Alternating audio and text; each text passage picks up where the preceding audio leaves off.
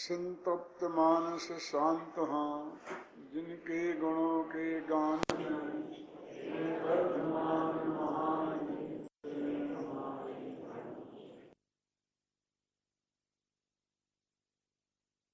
समय सार परमागम की आत्मख्याति टीका में तीसरे कलश में आचार्य देव ने समय सार की व्याख्या करने का मैंने आत्मख्याति नामक टीका लिखने का संकल्प किया है और उसमें ये भाव भी व्यक्त किया है कि इस टीका की करने से मेरे परिणामों में परम विशुद्धि हो। उक्त संदर्भ में आपके पास जो किताब है ना, उसका नीचे से दूसरा पैरा देखें। मैं पढ़कर आपको सुनाना चाहता हूं, बहुत मार्मिक बात है।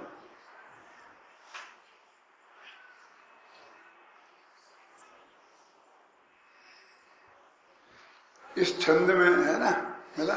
हाँ, सुशील जी देखो,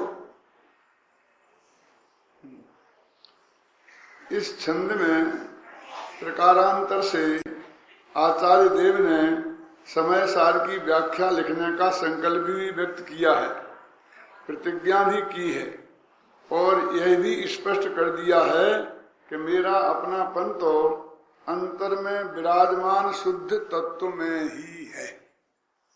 मतलब मेरा अपनापन इसमें नहीं हो गया है ना?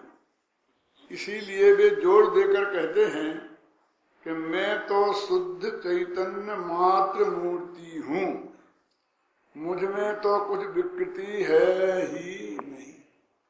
ये परम शुद्ध निश्चय का कथन, जिसका बहुत विस्तार से कल बाबूजी ने बहुत मार्मिक ढंग से प्रस्तुत किया था। तो किसी के हृदय में कोई अपर पक्ष का मोह न रह जाए, इस दृष्टि से बहुत ही दृढ़ता से प्रतिपादन किया था, क्योंकि वो परम सत्य है और उसके आश्रय से ही धर्म प्रकट होता है। उस बात की यहाँ बात कही है। हाँ, अब एक अपर पक्ष है।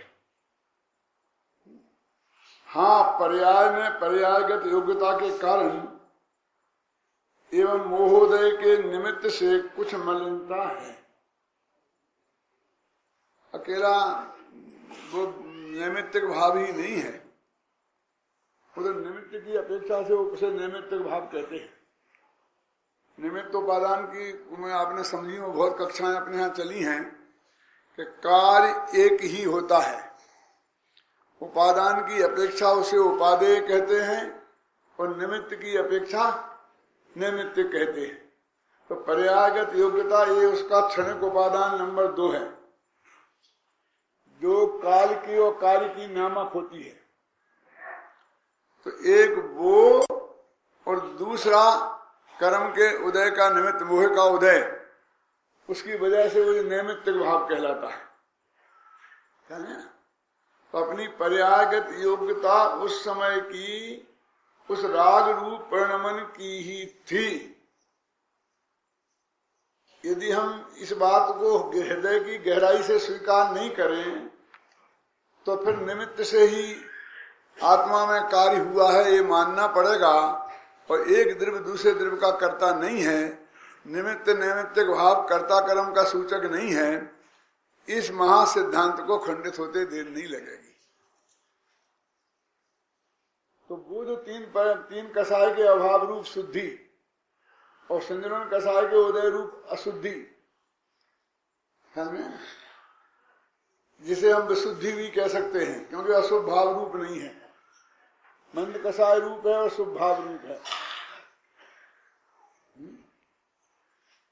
उन दोनों के को ही उसको यदि हम निमित्त से ही कर की हुई माने तो फिर निमित्त तो परद्रव्य होता है, तो एक द्रव्य दूसरे द्रव्य का कर्ता हो जाएगा, ये महासिद्धांत खंडित हो जाएगा। इसलिए निमित्त नैमित्तिक भाव तो बताने की चीज है, उसमें कर्ता कर्म भाव स्थापित नहीं होता। इसी के कर्ता कर्म अधिकार में एक कलश आता है, उसमें लिखा है व्याप्य व्यापक भाव संभव मृते कहा कर्त कर्म स्थिति, कि व्याप्य व्यापक भाव न हो उसके बिना व्यापक व्यापक भाव के बिना कर्ता कर्म भाव नहीं बन सकता है। तो व्यापक व्यापक भाव तो दो द्रव्यों के बीच में होता नहीं है, द्रव्य और पर्याय के बीच में होता है। द्रव्य और द्रव्य के साथ तो होने का सवाल नहीं, द्रव्य और गुण के बीच में होता है। जो व्यापक व्यापक भाव है वो तादात्म्य संबंध का सूचक है। तो ज्ञान के साथ है ना, ज्ञान गुण है और आत्मा व्यापक है और ज्ञान गुण व्याप्य है। ऐसे ही ज्ञान गुण की पर्याय व्याप्य है और ज्ञान गुण व्यापक है। ऐसे ही राग द्वेष रूप चारित्र गुण की विकारी पर्याय व्याप्य है और चारित्र गुण अथवा भगवान आत्मा उसमें व्यापक है। इस हिसाब से वो उनमें कर्ता कर्म की स्थिति बनती है। तो देखा पर्याय में पर्यायगत योग्यता के कारण एवं मोहोदय के निमित्त से कुछ मलिनता है। दोनों बातें स्वीकार हैं कि मूल वस्तु में तो रंच मात्र भी मलिनता नहीं है। अरे निर्मल पर्यायपना भी नहीं है तो मलिनता के होने का तो सवाल ही कहाँ है। हमको ऐसा लगता है कि जैसे जो बाद की बात कही जा रही है ना वो पहले की विरोधी है, और ऐसा लगता है कि पहले की बात इस बात की विरोधी है। विरोधी सी प्रतीत होती हैं पर वे विरोधी नहीं है। आचार्यों ने बहुत प्रश्न किया कौन सा विरोध है, बद्ध घातक विरोध है, शरावस्थान विरोध है, कौन सा विरोध है? दोनों एक वस्तु में एक साथ रहती हैं तो वहां विरोध कहाँ है? तो ये कहते हैं कि वो जो है, अब मैं इस बात पे वजन दे रहा हूं कि वो भी कोई निमित्त के कारण नहीं है, वो भी अपनी पर्यायगत योग्यता के कारण है। क्योंकि 5 कारण लगाओगे ना हर एक कार्य में, त्रिकाली उपादान, उपादान नंबर 1, उपादान नंबर 2 और निमित्त नंबर 1 और निमित्त नंबर 2, 5 चीजें एक कार्य की उत्पत्ति में कारण होती हैं। तो उसका त्रिकाली उपादान कौन है? वो राग का चारित्र गुण। और क्षणिक उपादान नंबर 1 ये क्या है? तो उसके एक समय की पर्याय से युक्त द्रव्य का व्यय। तो एक समय पहले की पर्याय से क्या थी? जो छठवें गुणस्थान में जो मतलब राग उत्पन्न हुआ है उनको, तो उसी टाइप की थोड़ी सी उसे और मैली पर्याय रही होगी ना। और उसके पहले और उसके पहले और उसके पहले आखिरकार छठवें गुणस्थान के नीचे के स्तर की कोई पर्याय नहीं। तो वहां से एक लंबा सिलसिला है पर्यायों का जो परम विशुद्धि तक पहुंचेंगे। तो जितना रास्ता पार कर लिया है उनका एक एक क्रम से अभाव, उसका अनंतर पर्याय क्षणवर्ती न बलद उपादान नंबर 1 हुआ। और तत्समय की योग्यता ये उपादान नंबर 2 है जो कार्य का नियामक है। नियामक कारण सिर्फ इसको ही माना गया है। अपने यहाँ जैन सिद्धांत प्रवेश का सोनगढ़ में पढ़ाई जाती थी तो उसमें कम से कम 15-20 उद्धरण दिए थे इस बात को सिद्ध करने के लिए कि योग्यतैव ही प्रतिनियतमर्थम व्यवस्थापयति। जो दृश्यमय जिस द्रव्य की जो पर्याय हुई उसकी व्यवस्था एकमात्र योग्यता ही करती है ना? ये उसमें लिखा है। कम से कम 20 कोटेशन दिए हुए हैं गुरुदेव ने उसमें। आपने पढ़ते होंगे ना जैन सिद्धांत प्रवेश, लौकिक जैन सिद्धांत प्रवेश का।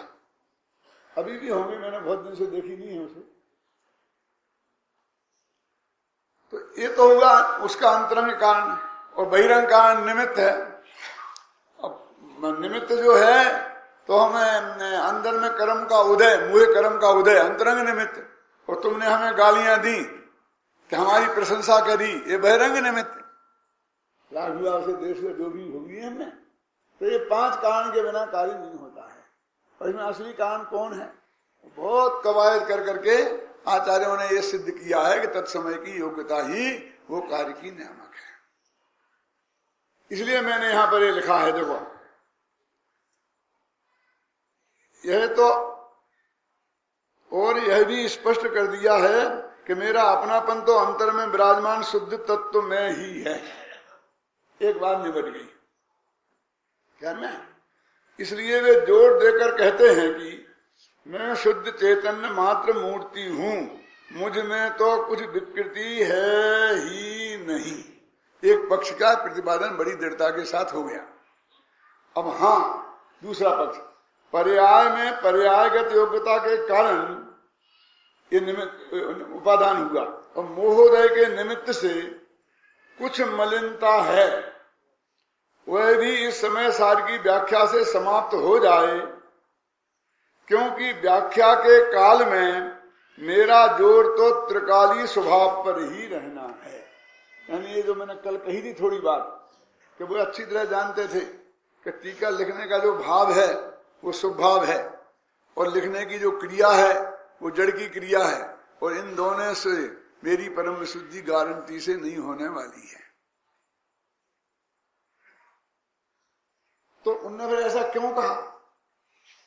तो इसलिए कहा कि वो ये भी जानते थे कि जब मैं इस परम अध्यात्म के प्रतिपादक, शुद्धात्मा के निरूपक शास्त्र का की टीका लिखूंगा तो उस काल में मेरा जोर, मुझे त्रिकाली ध्रुव भगवान आत्मा मैं हूं, ऊपर बताया चिन्ह मात्र मूत्र हूं, है ना, यद्यपि मैं तो शुद्ध मात्र चैतन्य मूर्ति हूं, उस पर ही रहने वाला है। भले ही मैं उपादान की बात करूं, निमित्त की बात करूं, मोहोदय की बात करूं, लेकिन मेरा जोर अंतर में उसी पर रहने वाला है। देखो गुरुदेव श्री प्रवचन करते थे तो समय समय पर सदाचार की भी बहुत प्रेरणा देते थे ना। वो आचार खाने का कितना दृढ़ता से निषेध करते थे, रात्रि भोजन का और भी कई बातों में करते थे कि नहीं। लेकिन उस वक्त भी यही धर्म है ऐसा नहीं मानते थे।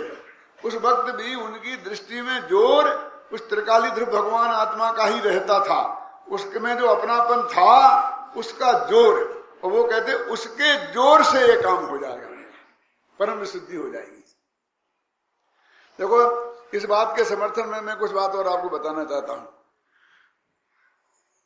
गोमठ सार में और तत्वार्थ सूत्र में एक सूत्र आता है जिसकी चर्चा शायद अन्ना जी ने भी अपनी क्लास में की थी। सम्यक दृष्टि श्रावक वृत्तानंत वियोजक ऐसा सूत्र है, और उसमें 11 स्थान बताए गए हैं कि जिनमें क्रमशः असंख्यात गुणी निर्जरा होती है। अभी कोई कम होती है, ज्यादा होती है, ज्यादा कोई बहसबाजी का चक्कर हो तो ये जवाहरलाल जी और अन्ना जी निपट लेंगे, मेरे को छिड़ाछाड़ी करने की कोशिश नहीं करें। इसमें लगा असंख्य गुण निर्जरा, क्या लगा? तो असंख्यात गुणी निर्जरा होती है। तो टोडरमल जी ने गोमठ सार में इसकी टीका लिखते वक्त एक प्रश्न खड़ा किया कि श्रावक के तो सम्यक दृष्टि से असंख्यात गुणी निर्जरा होती है, ये बात समझ में आती है, लेकिन सम्यक दृष्टि के असंख्यात गुणी निर्जरा कैसे हो सकती है? क्योंकि ये गुणनफल किससे लगा, किससे असंख्यात गुणी? तो उसके नीचे की भूमिका में, नीचे की भूमिका तो मिथ्यात्व की है, और मिथ्यात्व में तो निर्जरा होती नहीं है। वहां निर्जरा कितनी है कि 0 है, तो 0 निर्जरा है तो उससे असंख्यात गुणी का मतलब असंख्य 0, क्या? इसलिए जो असंख्य गुणी शब्द सम्यक दृष्टि के साथ लगाना ठीक नहीं है। खुद प्रश्न किया उनने, और उनने फिर उत्तर दिया, और उत्तर उसका दिमाग में बहुत चर्चा हुई उस उत्तर की कि जो कर्ण लब्धि के परिणाम है, सम्यक का सम्यक मिथ्या दृष्टि है, उसमें जो विशुद्ध परिणाम है, शुभ भाव है, विशुद्ध भाव तो हुआ नहीं है, लेकिन उसमें शुद्धि का अंश है। और परमार्थ वचनिका में पंडित बनारसी दास जी तो बहुत पूरी ताकत लगाकर इसको सिद्ध करते हैं, और अंत में लिखते हैं कि ये प्रश्न करने वाले, तूने ये मेरी बात मानी कि नहीं मानी? मानी हो तो शाबाश, और नहीं मानी तो भाग्य प्रमाण। तेरा भाग्य ही होगा। क्या यानी इसका सीधा अर्थ ये हो गया कि उस सम्मा दर्शन के पहले ही निर्जरा होती है,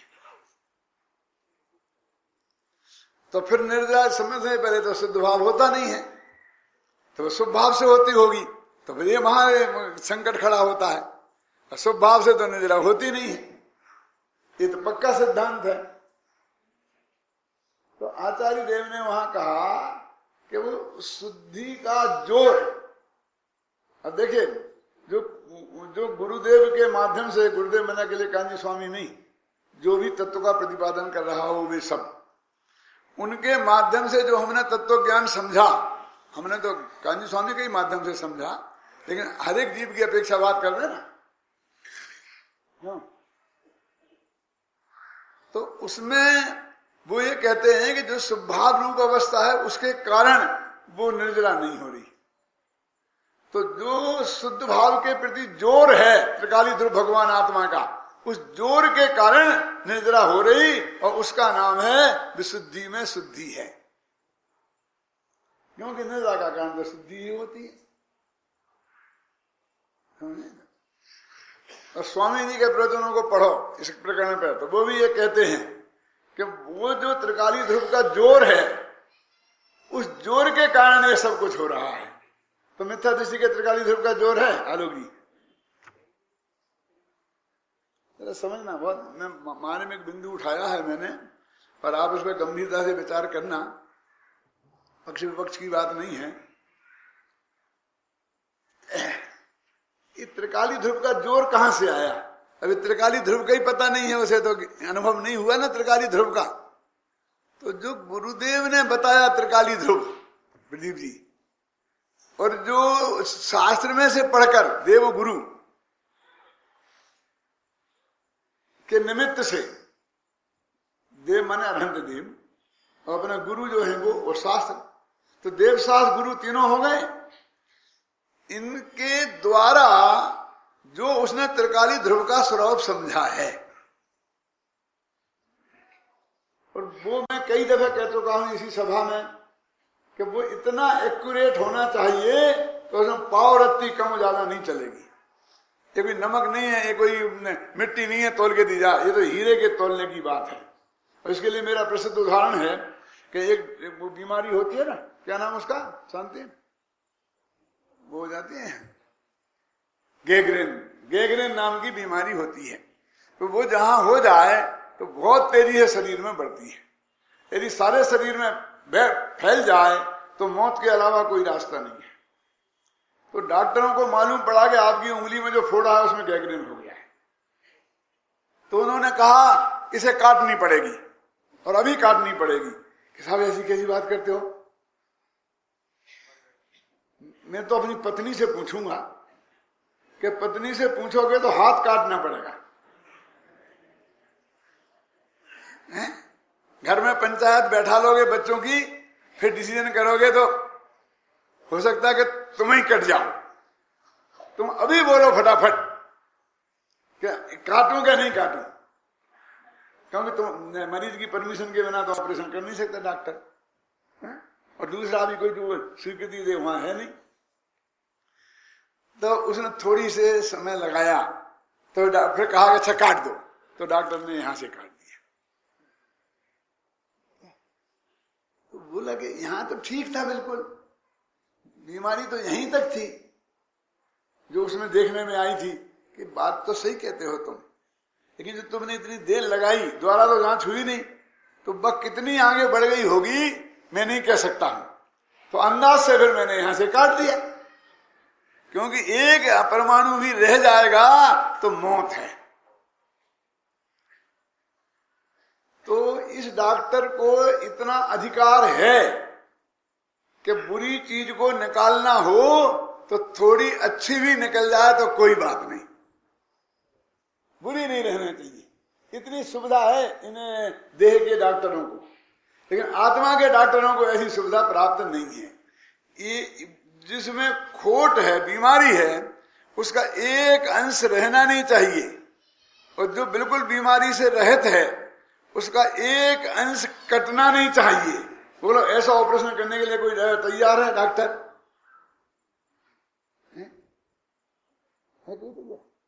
या हमारे बस की नहीं है। हम तो जो करेंगे तो तुम्हारा खराब अंग काटेंगे तो अच्छा खून भी बहेगा हड्डी काटेगी और क्या क्या हो जाएगा, वो तो वैसे ही होगा, समझ गए ना आप जी? होता कि नहीं होता?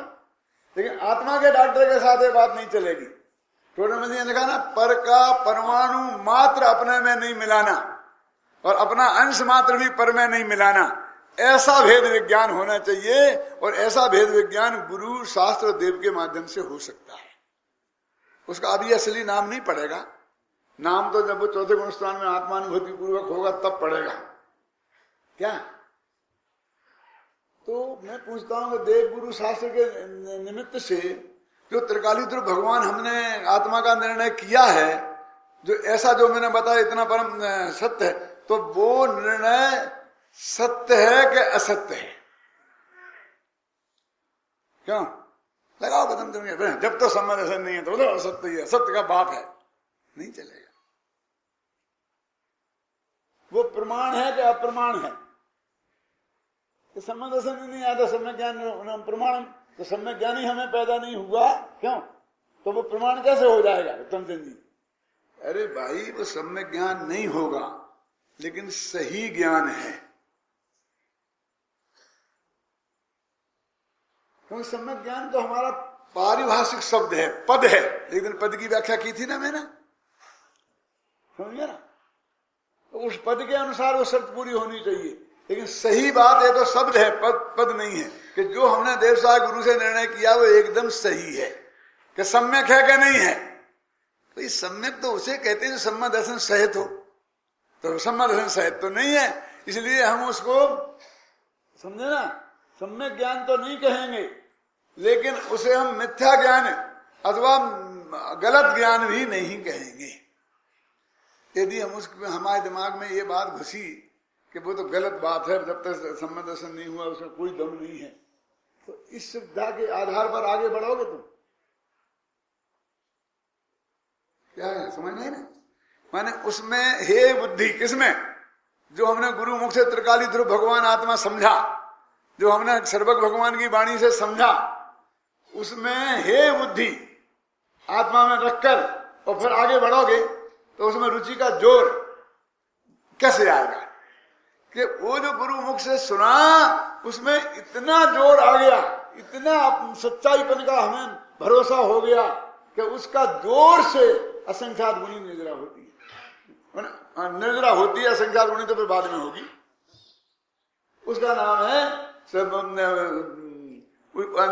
शुद्धात्मा की रुचि। तो शुद्धात्मा का अनुभव तो हुआ नहीं, तो उसके पहले शुद्धात्मा की रुचि हुई कि नहीं हुई? नहीं हुई तो बोलो कर्ण लब्धि में आगे कैसे बढ़ा, प्रयोग लब्धि में आगे कैसे बढ़ा? ये सब काम देशना लब्धि से शुरू हो जाता है।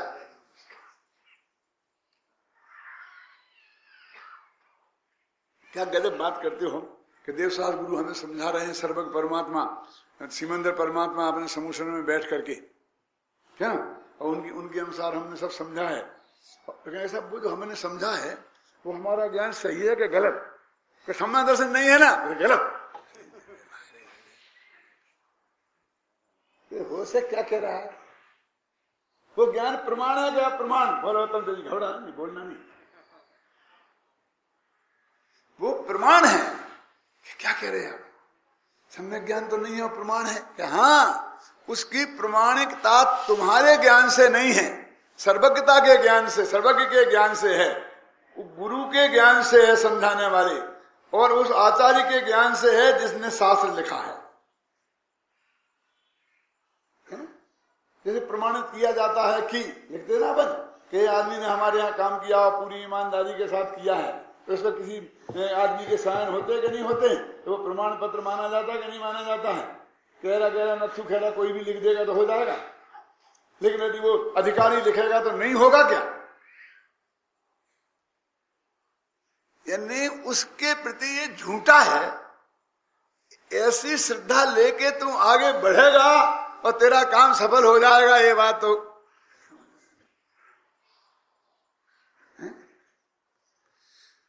वो बात सही है। इस बात की अटूट श्रद्धा उसके अंदर है, और उसकी जो गुरु के मुख से समझी है, उसकी रुचि के जोर से अंदर में कर्ण लब्धि में जाकर के सम्यक दर्शन होता है। और में रहस्यपूर्ण चिट्ठी है ना टोडरमल जी की, उसमें बहुत मार्मिक विवेचन है इसका। और हमें भी कलकत्ता गया था 2-3 महीने पहले, तो वहां के लोगों की बहुत तीव्र इच्छा थी कि रहस्यपूर्ण चिट्ठी पर हमें आपके प्रवचन सुनने हैं। और उन्होंने 1000 किताबें रहस्यपूर्ण चिट्ठी की अलग से छपा के तैयार करके रखी थी। जब मैं वहां पहुंचा तो एक दूसरा ग्रुप खड़ा हो गया कि वो कहने लग गया कि ये तो किसी की समझ में नहीं आएगा, और जो 10-20 आदमियों की समझ में आएगा, इसलिए ऐसे नहीं आता, कोई दूसरा सेल पे से लो। और बहुमत उनका हो गया और बड़े बड़े सेठियों का। नाम बताने की जरूरत नहीं है किस पक्ष में कौन था, हो गया, जबरदस्त हो गया। फिर मैंने कहा कि आप लोग क्यों रहस्यपूर्ण चिट्ठी को प्रवचन नहीं करने देना चाहते हो, कि बहुत कठिन पड़ेगा, हमारी समझ में नहीं आएगा। यही बात है कि हाँ, और आप क्यों करना चाहते हो? तो उन्होंने कहा हमको समझना है। तो मैंने उनसे कहा कि तुम्हारी समझ में आएगा इसकी गारंटी मेरी। बोलो अब क्या करना? मैं इतनी सरल भाषा में करूंगा कि आप सबकी समझ में आएगा, कोई भी एक आदमी ये नहीं कहेगा कि मेरी समझ में नहीं आया, फिर तो ठीक है। और हमने रहस्यपूर्ण चिट्ठी में प्रवचन किए, वो शायद 8 प्रवचन है, एक सीडी है 8 प्रवचन की, बहुत मार्मिक है। सुशील जी आपने का ध्यान तो गया होगा कि टोडेमल जी ने लिखा है कि आत्मा का अनुभव होता है तो कैसे होता है, क्या क्या करना पड़ता है? तो उसमें लिखा ना श्रुति ज्ञान से पढ़कर, फिर लिखा है अनुमानादिक से, फिर आगम से पढ़कर, ये सब लिखा है। आप समझ गए मेरा संकेत? जिनका स्वाध्याय है वो समझ गए होंगे। मैं सिर्फ ये बात इसलिए कह रहा हूं, आपकी जिज्ञासा होगी तो आप उसे सुनेंगे ही, लेकिन मैं ये कह रहा हूं कि वो गुरु के मुख से और शास्त्र पढ़कर और सर्वज्ञ की वाणी सुनकर जो हमारा निर्णय हुआ है वो कोई साधारण चीज नहीं है, लेकिन होना चाहिए सही। सम्यक नहीं बोल रहा, क्योंकि सम्यक तो समझ नहीं सत्ता का सूचक है। वो इतना एक्यूरेट होना चाहिए जो मैंने बताया कि एक परमाणु इसका उसमें नहीं मिलाना, डोडामल जी ने लिखा, और उसका इसमें नहीं मिलाना, ऐसा होना चाहिए। तो उसमें जो वो उत्तरकाली ध्रुव का निर्णय आया ना कि ये जुदा और ये में, तो वो उत्तरकाली ध्रुव भी उसके ज्ञान की पकड़ में आया, क्षयोपम ज्ञान की पकड़ में, शास्त्र ज्ञान की पकड़ में आया, और वही मेरे प्राप्त करने लायक है ऐसी दृढ़ प्रतीति अंदर से जगी। वो भी व्यवहार वाली, समझ लो, वो व्यवहार वाली इसलिए कि वो अंदर की वो नहीं है, लेकिन वो उसमें कोई कच्चापन मत समझना। व्यवहार नाम से जैसे बदनाम हो गया है, इसलिए मैं तो व्यवहार शब्द का प्रयोग नहीं करना चाहता हूं।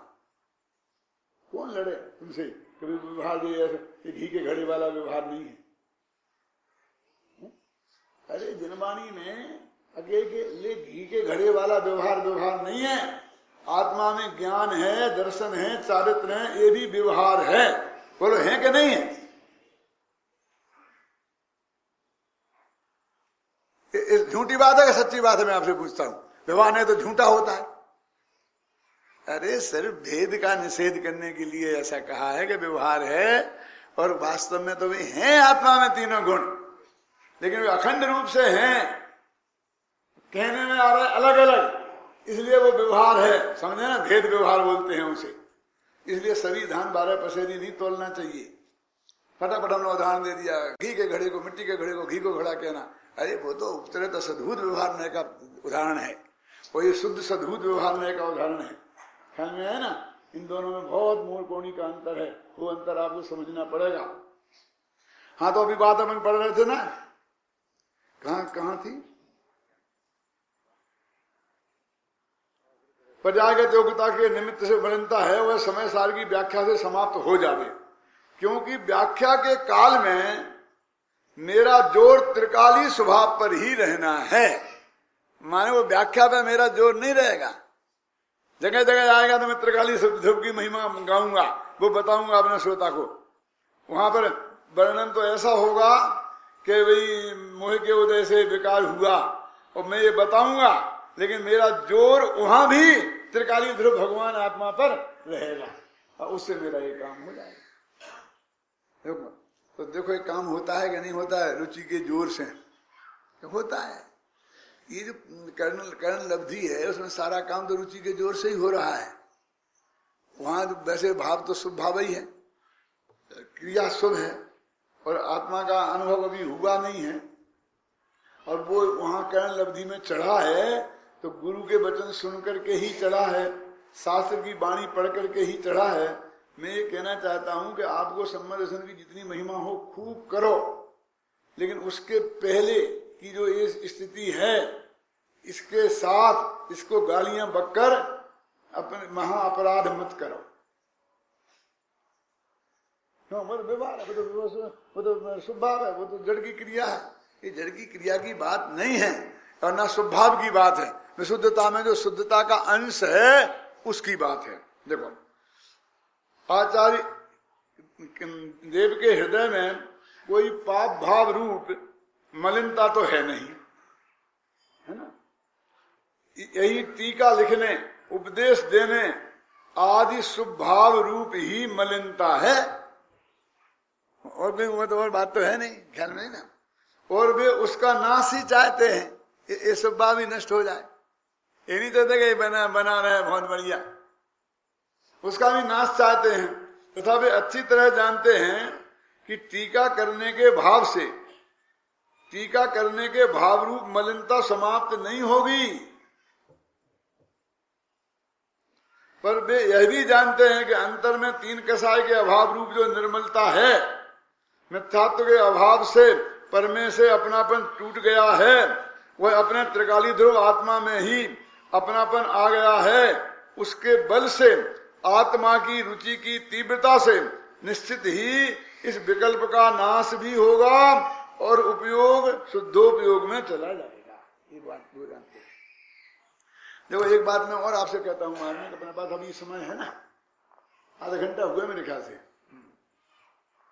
मैं भूल जाता हूं कि कब शुरू किया था, इसलिए सबको टोकने का अधिकार दिया हुआ है, कोई भी याद दिला सकता है मुझे। हाँ, तो अभी क्या बात चल रही थी, मैं क्या कह रहा था आपसे, ये कह रहा था कि उसके मर्म की बात मैं आपको बताता हूं।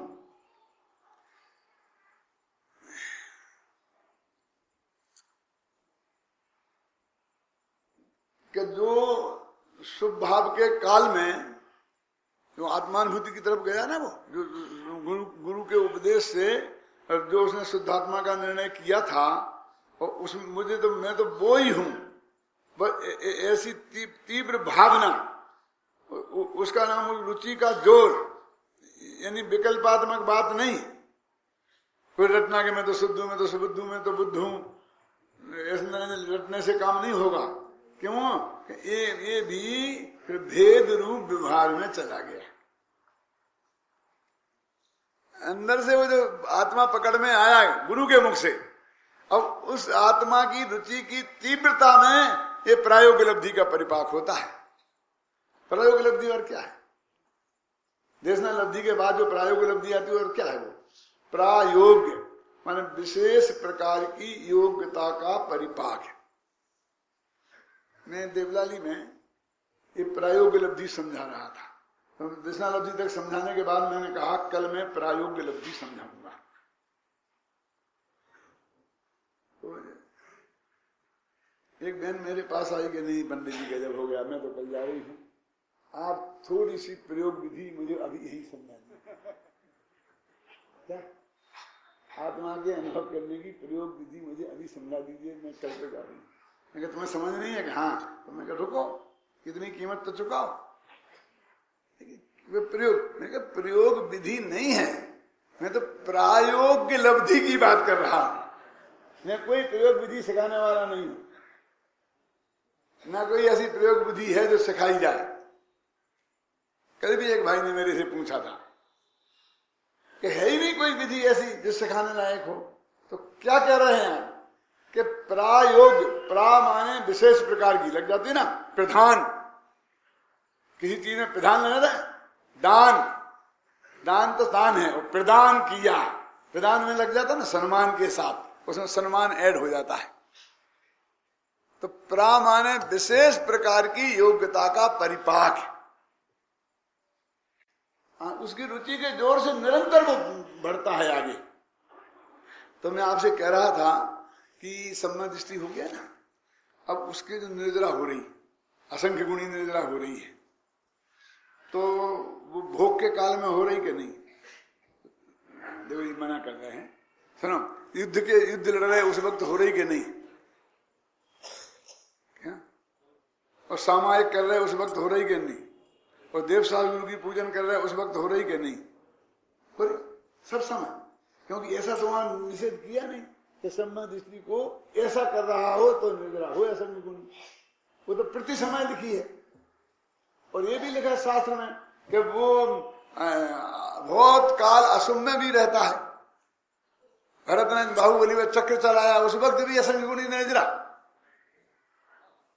डंडा मारेगा कोई ज्यादा बात करी तो, हत्या कर रहा है उस वक्त निर्जरा, और हम सामायिक कर रहे हैं उस वक्त हमें बंद, पूजा पाठ कर रहे हैं सो बंद। कैसा गजब की बात है कि इससे सिद्ध हो गया कि तुम्हारी ये क्रिया और शुभ भाव कितने निरर्थक हैं। ये नहीं है फिर भी असंख्य गुणी निर्जरा हो रही है, ये है तो उसमें अंशमात्र भी निर्जरा में वृद्धि नहीं हुई। क्या हुआ? अशुभ से शुभ आया, बस खत्म। फिर पाप कर्म से नहीं बन के पुण्य कर्म बन जाएंगे, बस इतनी सी बात हुई है। वैसे क्या है? धर्म तो जिसका नाम है उसमें तो कुछ नहीं हो रहा है इनसे। क्या अब आप समझ लो कि इसकी इनकी महिमा कितनी है और हमारे दिमाग में कितनी चढ़ी हुई है। ये माताएं बहनें, चाहे वो मुमुक्षु हो चाहे गैर मुमुक्षु, इनको इतनी गहराई से ये बात घुसी हुई है कि यदि ये दिन में एक उपवास कर लें कि नहीं कहें और मुझे रात में पानी पीते देख लें तो मुझे महापापी दिखता हूं। और अपन बहुत धर्मात्मा, 16वां स्वरूप तो इनके लिए रिजर्व, क्योंकि इससे आगे स्त्री जाती नहीं तो मोक्ष में ही चली जाती। और सामने वाले को पापी, पानी पी ले, पानी पी ले, पानी। अरे इसके कुछ भी नहीं, जीरो ही महत्व नहीं है तुम्हारी इसका। जिस वेल तुम उसको हीरा समझ करके संभाल के रख रही हो ना, वो कांच का टुकड़ा है, छाती से लगाया है, क्रिया कांड को छाती से लगाया है। आचार्य देव का ऐसा वाक्य है कि क्रिया कांड को छाती से लगाया है, और जरा सा शुभ भाव क्या नहीं हो गया, मैं चौड़ा और बाजार सकड़ा। देखो मैं आपसे बोलता हूं कि ऐसे जो जिन्हें व्यवहाराभासी बोलते हैं, मुझे यहां एक भी निश्चयाभासी नहीं दिखता है। सम्मा दृष्टि तो बहुत दूर की बात है, मुझे निश्चयाभासी के दर्शन करने हैं। क्या कह रहे हैं आप? मैं कहता हूं दुनिया में कि मुझे रावण का घर देखना है, राम का घर नहीं। बताओ मुझे रावण का घर। क्या बात कर रहे तुम, पिटाई होगी तुम्हारी।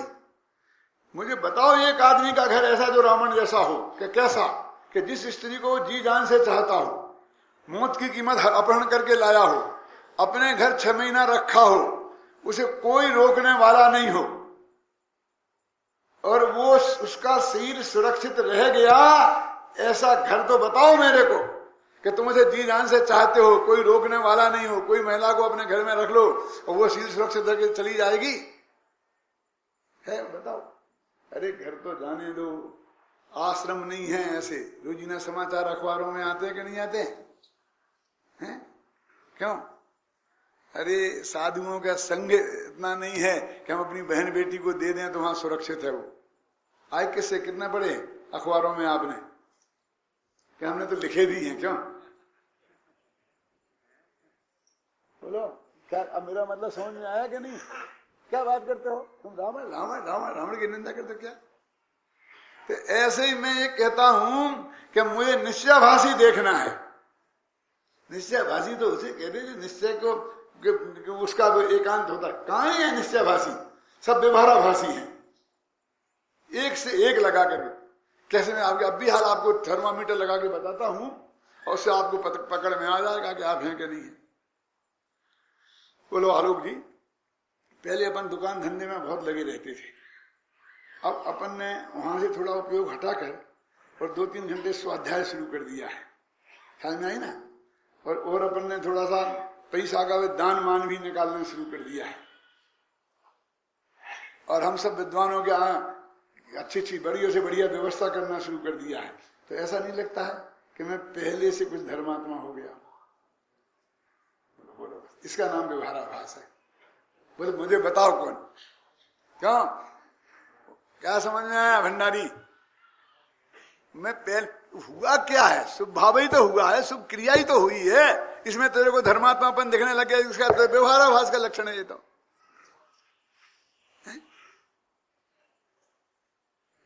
घर की जरा प्रवृत्ति थोड़ी सुधर जाए, मैं तो सब छोड़ दिया, मैं तो कोई धंधा फंदा नहीं करता, मैं तो कोई ये सब दिन रात सुबह धंधे में लगे थे, जब से देखो धंधे में लगे रहते, मैं बिल्कुल नहीं करता, मैं बिल्कुल नहीं करता। अरे क्या नहीं करता? बाप दादे का अथवा कहीं से बेटों का रखा है करोड़ों, तो तेरे को करने की जरूरत नहीं है, करते बनता नहीं इसलिए नहीं करता है, इसलिए तो मैं जोड़ा और बाजार सकड़ा हो गया। नहीं करता है तो इसमें धर्म कहां से हो गया? मैं उल्टा कहता हूं कि अपना बोझा दूसरे के माथे पे क्यों डालना? करना चाहिए तुम्हें, तुम गृहस्थ हो ना, अपनी जिम्मेवारी खुद उठाना चाहिए, दूसरे के माथे पे नहीं डालना चाहिए। मैंने ब्रह्मचारी लावानंद से कहा था, लावानंद को तो जानते ना आप, गुरुदेव के सामने आते थे ना, एक पंडित जी हमारे ऐसी व्यवस्था आपको करना चाहिए, आपको ये करना चाहिए, उसको ये करना चाहिए, और आप ऐसा नहीं करते और आप ऐसा नहीं करते।